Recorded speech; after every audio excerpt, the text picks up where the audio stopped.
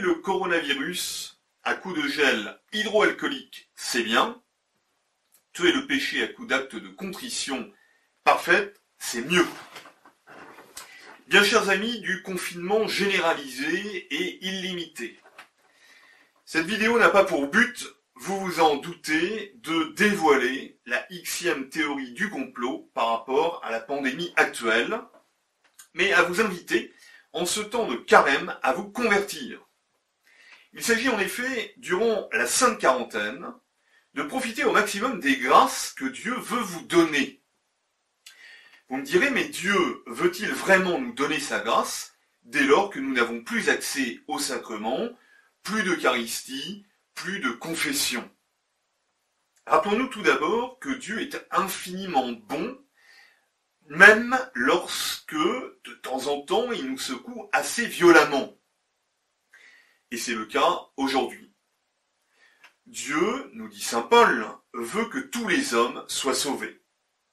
Le bon Dieu, dans sa sagesse et sa providence, va donc mettre en œuvre tous les moyens pour nous donner sa sainte grâce qui nous rend participants de la nature divine, comme l'affirme saint Pierre, fils adoptif de Dieu, selon les mots de saint Paul. J'aimerais aujourd'hui voir avec vous plus particulièrement ce qu'il en est de la confession.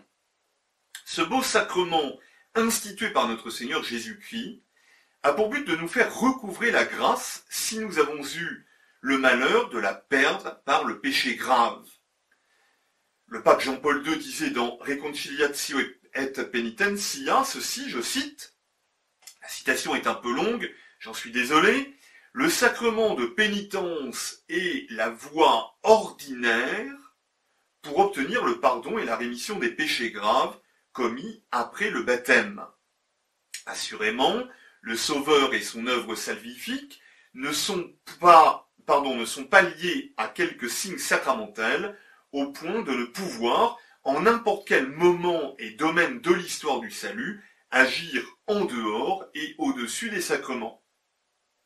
Mais à l'école de la foi, poursuit toujours Jean-Paul II, nous apprenons que le même Sauveur a voulu et disposé que les humbles et précieux sacrements de la foi soient ordinairement les moyens efficaces par lesquels passe et agit sa puissance rédemptrice. Il serait donc insensé, et pas seulement présomptueux, de vouloir laisser arbitrairement de côté des instruments de grâce et de salut que le Seigneur a institués, et en l'occurrence, de prétendre recevoir le pardon sans recourir aux sacrements institués par le Christ, précisément en vue du pardon. Fin de citation. D'après ce qui vient d'être dit, il existe donc deux modes pour recevoir le pardon de Jésus. L'un ordinaire, dont le pape vient de nous rappeler la nécessité, mode sacramentel, et l'autre que l'on pourrait qualifier d'extraordinaire, lorsque la rencontre ne peut se faire par suite des circonstances, ce qui est le cas actuellement, entre le repentir de l'homme et l'absolution de l'Église. Alors, l'Esprit Saint prévient l'Église, agissant immédiatement sur le pécheur pour le convertir et le justifier. Arrêtons-nous à ce mode particulier. Il consiste essentiellement en une contrition, ou repentir. Elle se définit, cette contrition, comme la douleur ressentie au souvenir des péchés commis, avec la résolution de les accuser et de les expier. Vous aurez sans aucun doute reconnu la partie principale du sacrement de la pénitence. Sans elle, toutes les autres parties, à savoir l'accusation, l'absolution et la satisfaction, seraient inutiles. Et au contraire, à elle seule, elle peut suppléer à toutes les autres si elles étaient absentes, sans faute de la part du pénitent, ce qui est votre cas actuellement. Il faut affirmer donc que de même que Dieu donne la grâce sanctifiante en raison du seul désir implicite du baptême, c'est le fameux baptême de désir.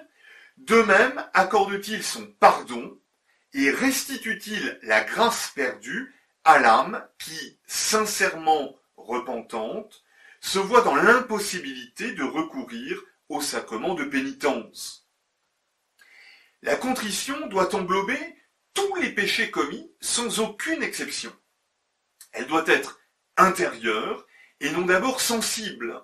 C'est un acte de la volonté et non de la sensibilité, même si la sensibilité peut y avoir sa part.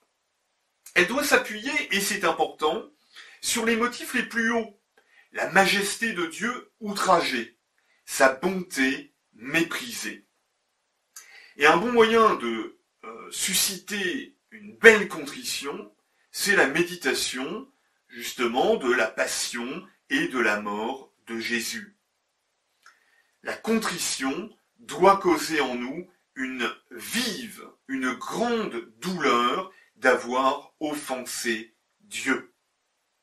Dans l'acte de contrition, c'est bien ce que nous disons d'ailleurs. J'ai un très grand regret de vous avoir offensé. Alors quand est-ce qu'il faut susciter une contrition parfaite ? Eh bien, à deux moments en particulier, deux moments importants. Le premier, au moment de notre mort. Cela est très important. Et aussi, après avoir commis une faute grave, pour retrouver, encore une fois, le plus vite possible, la vie de la grâce en nous. Alors, pour résumer, attention à deux erreurs. La première, c'est celle d'emprisonner la miséricorde de Dieu.